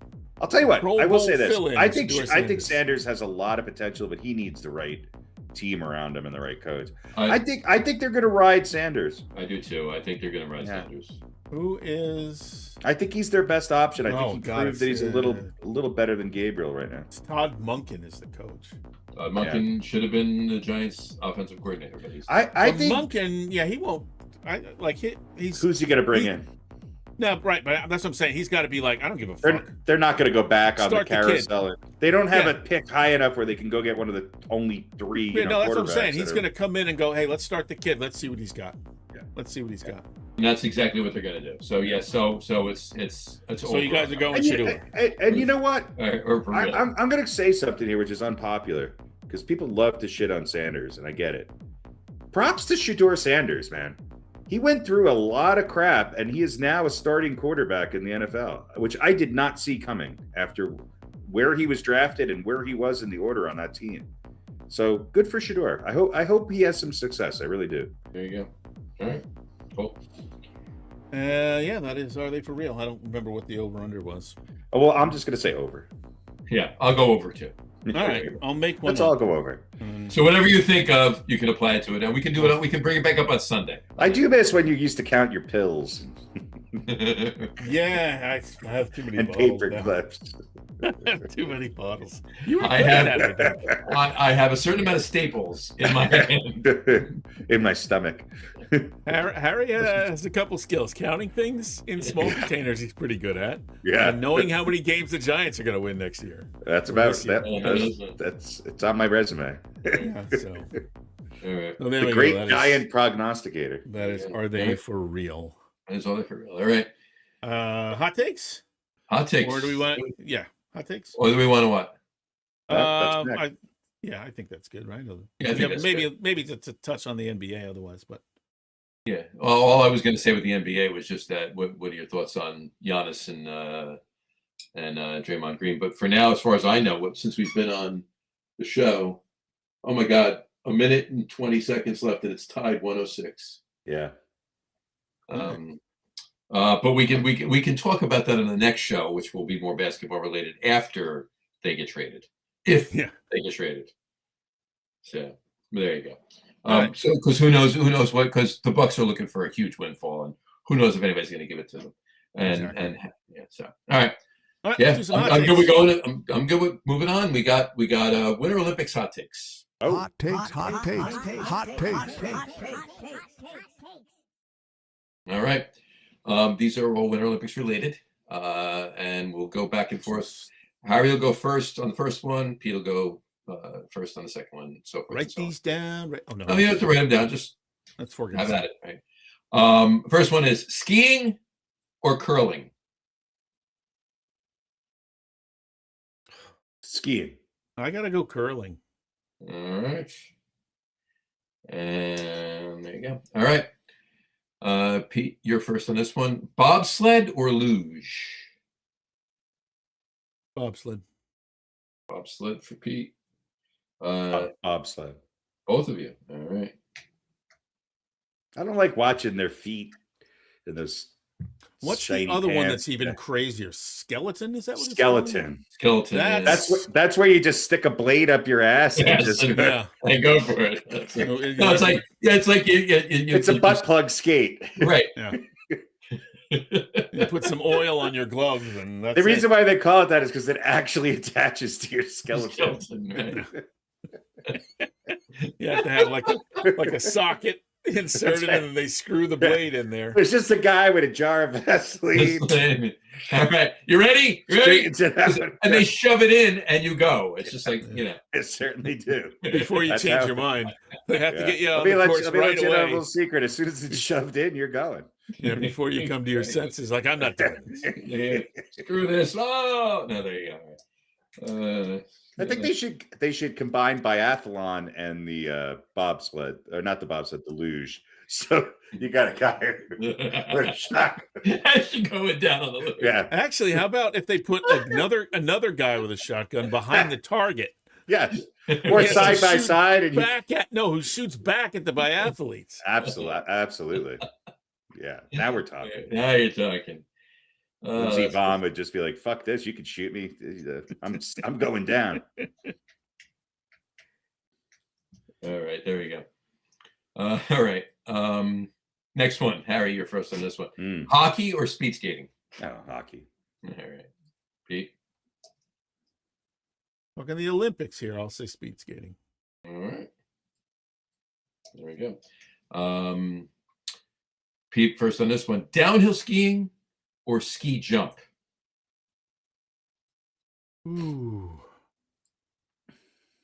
Ski jump is largely boring. It is. It's Every good for like run starts out exciting, but then by the time they land and you see the number, there's like a handful of jumps that you go, wow. So we were conditioned by ski jumping based on the beginning of Wide World of Sports, yeah, the agony of defeat. But the downhill, every run is exciting. Yeah. All right. Although, the real question is, what has greater potential for disaster? Well, you'd think it was the ski jumping, but when people Lindsey Vonn just hurt herself again. I don't know what the hell she was doing. She's going to ski. She destroyed her ACL. She has no ACL, and she's going to ski. Yeah, well, half her knee is made of titanium. It's got to be one huge brace that she's. But if they go out and then they hit that stupid netting and the ski gets caught in it and their leg ends up. Well, apparently, from what I hear now, they have airbags. Oh, okay, that's good. So then, ski jumping definitely greater potential for disaster. But I'll still take the downhill. All right, Harry. Downhill. Downhill. All right. All right. Back to Harry first. Freestyle skiing, like moguls or aerials, or cross country skiing. Oh. Anything but cross country skiing. Mm-hmm. So freestyle. Sure. All right, Pete. Do they have breakdancing in the Winter Olympics? On skis? On skis. I should. I will say this about those two sports. The moguls, physically impressive, no question about that. I mean, they're both physically impressive. But again, same thing. Most of the runs are kind of Yeah, it's the same thing. Cross country, on the other hand, there's a good chance somebody might die. There's a possibility. But I will tell you, two of the most exciting Olympic finishes to an event I have ever seen were cross country. Now, there was a long way to get there because they go so far. You're an interesting man. But I'm just telling you, it was riveting to watch these two people neck and neck at the end for the last 600 yards. 6 hours. It was. No, because all of that before was boring. But that's another thing that's great about it. You don't have to watch the whole thing. I think they should have to make a snowman in the middle. There you go. That's the biathlon. The biathlon junior. But it's a triathlon. The end of cross country, when two people are just pumping for the finish in their neck and neck, is one of the most exciting things in the Olympics. But everything up to that point beforehand in that event, you could kind of skip, but you could skip it. You go, all right, well, this is going to end roughly around here, so let me set my watch for 15 minutes before. There you go. And then you can hopefully see an exciting end. So which one are you taking? So I'll take cross country. All right. There you go. By the way, moguls, they all look the same, and it's just, There's got to be somewhere somebody must have had a swingers party that was called the biathlon. God, it's a 3-day event. Oh my God! All right, It's the Burning Man of threesomes. Burning Man. There you go. All right, last one. Pete, you're first on this one. Actually skiing, and this is personal. Actually skiing, or just sitting in a lodge with a drink. Believe it or not, before I was huge and fat with bad knees. I enjoyed skiing very much. Didn't like skiing, but now that I am, I love it. Now that I am, I love sitting in the lodge. I enjoyed skiing very much. We used to pile a restaurant I worked Mondays. We were off, and we used to pile like 6 or 8 people in my van and drive about 2 hours and go skiing. So I enjoyed it very much. One time I did tweak my knee though, and I had to spend a couple of hours in the lodge. That was nice too. But I will take skiing. Skiing. All right, Harry. I'm a lodge guy. There you go. I love skiing too. I haven't done it in years, or since I tore my meniscus years ago. But yeah, I wouldn't even attempt it now. Obviously. Yeah, I wouldn't now. If anything, I'd have to put a brace on my one knee that I tore my patella tendon on. But I would not do what I did. I would just Well, very. I just go out there and tour. That's it. Second time I ever went skiing, I drove with my housemate Chris, and we drove up to Hunter Mountain, and it was a blizzard. We were driving in the blizzard in his car, and it was incredibly stupid. But we got there, and I'd only been skiing once before, and we get on the lift and go up, and it was early in the season, and it was great. No one was there because of the blizzard.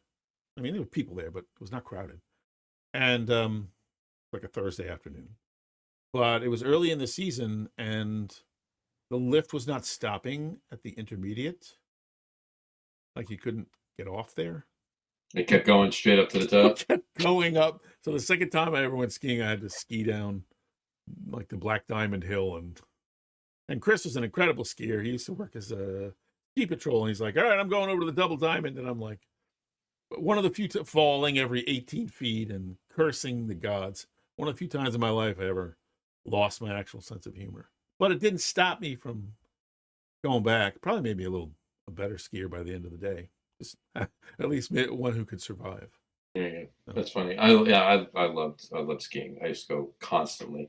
Hunter was great. Used to go to Hunter all the time. I try to get up to Vermont as much as I could. And in all the years since that gentleman has been out in Colorado, not once had I gotten out there and skied out in Colorado. Well, that's a whole different. You know, it's even crazier. I've never skied in my life. That's a whole different animal out there. But Hunter was great. The last 2 times I was at Hunter Mountain was for a beer fest, not skiing. Yeah, I mean, certainly from what I know of that area, they made the most of having a venue that really was formerly only open for at most half the year, and they're like, we can have mountain biking festivals, and we can have beer fests, and I think they do zip lining there and stuff like that. So they do. Yeah, a lot of ski areas do that. We did that. We used to Killington. We used to go to Killington in Vermont all the time, and they had skiing. I mean, their skiing went from October to April, sometimes even May, because it was cold enough to make snow or at least have spring conditions. And then they'd have there's a bunch of tennis courts there, and they have mountain biking and hiking and everything else. So it was a year-round resort. So it was really cool. But anyway, all right, that's it for hot takes. All right. One thing I wanted. No, we'll do it on Super Bowl Sunday. I was going to say we could review our previous picks, but we're not picking today. No, so we don't have to do that. So do it on Sunday. There you go. We'll do it on Sunday. Yeah, the Olympics starts in 2 days, by the way, folks. I think it starts tomorrow, technically. Opening ceremony. Yeah, it's in Italy, so there's some things going on tomorrow, but the opening ceremonies are Friday. So there we go. But we'll be having. What is the time difference between here and Italy? 5 hours or 6 hours? I think it's 6 hours. Plus or minus? 8 for me. Plus. So right now it's like 3:38 a.m. in Italy right now. Yeah. So we'll have to. So no, that won't be so bad. It'll be in the afternoon when most of the stuff is going on. Afternoon, and they'll replay some stuff in the evenings, and then there you go. All right. Well, I'm looking forward to it. I mean, I like the Winter Olympics better than the Summer Olympics. I do. I like certain things about the Summer Olympics, but overall I like the Winter Olympics better than the Summer Olympics. Yeah, I do too. And if you're talking about sports and stuff, the Olympics probably, at least as far as here in this country, probably amongst the best, like the least tarnished, the least corrupted. I know they have corruption scandals and stuff, but you can still watch the Olympics, other than the gymnastics and the Russian judges, you can still watch the Olympics. And at least for me, I don't find myself constantly going, oh, what? Come on. What the fuck is that? Like you do with the NFL and the NBA and stuff. Right. Exactly. There's still, at least for me, it's still pure, if you will. Who's the really horrible umpire in Major League Baseball? The Angel Hernandez. He's a judge for the figure skating this year. Oh, lovely. Actually, he's going to sit there though with his full, garb on. I think he's got a court show too. Yeah, he does. Yeah, Judge Angel. Yeah, Judge Angel. Does he really? And he's in the gear. Yeah, he's in the gear. You're out behind the bench. Sitting behind the bench with the chest. May I approach and kick dirt on you? Yeah, they give every defendant a little clump of dirt. There's a home plate right outside of the stand where you. If you're not in the box, I will not listen to your argument. That's right. Can I step outside of the box to fix my batter's gloves? And he goes, what are they? Judgment for the defendant. Yeah. You're out of here. I might actually watch that. Yeah. Strike three. I would tune in once or twice. Yeah, during the proceedings, one side makes a really good point. Strike That's two right. against the other guy. Yeah. Yeah. Exactly. Yeah. Anyway. I like that idea. That'd be interesting. Yeah, I think we can All combine right. sports and the law. Why not? Okay. It's the next newest thing on the Freeform. Yeah, Freeform TV USA. TV USA. All right. So I Cool. guess that'll All do right. it. That'll do it. Sunday, our annual Super Bowl show, 12 p.m. Eastern, 10 a.m. Mountain. Tune in. It's gonna be a fun show. It always is, and we'll have a bunch of fun stuff to do on Super Bowl Sunday, and we'll obviously have our picks and some other things as well. So tune in. It's gonna be fun. Yeah, tune in. Take a break from the 19 hours of pre-Super Bowl coverage, which starts at 2:30 in the morning Right, on Saturday. John will be dressing as Bad Bunny.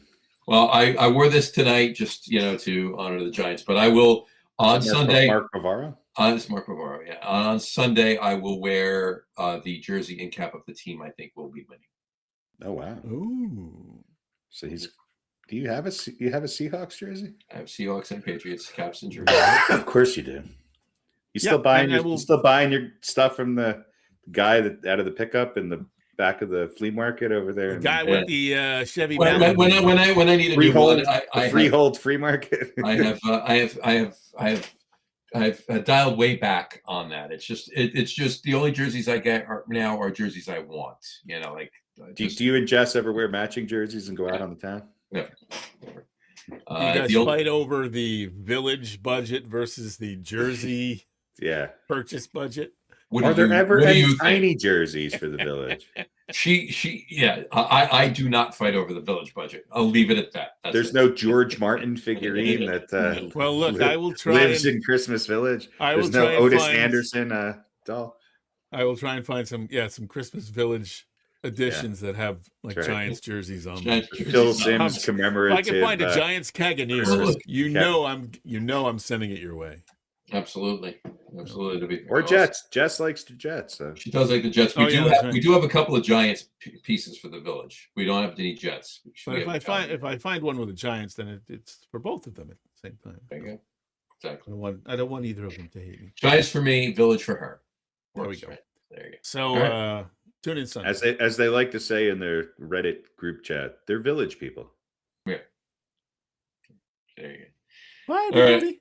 See ya. Oh, look, looks like I have 6 fingers. Look at you. Stop bragging. And I'm going to use all of them, baby.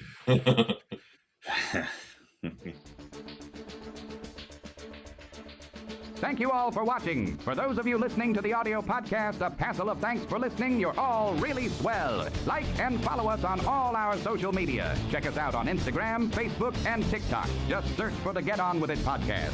All of our shows are available on YouTube at the Lager Room channel. Just click the live tab to reach the show archive. The video podcast is live on YouTube, Twitch, and Facebook every other Wednesday, starting sometime between 7 and 8 p.m. Eastern Time. You can find the audio podcasts on our host Spreaker, as well as your favorite audio platform. If you haven't already, quit your dilly-dallying and subscribe so you will never miss a show. Thanks again for joining us. Have a great rest of your week and watch lots of sports. For the boys, this is Harry Hansen saying see you in a fortnight.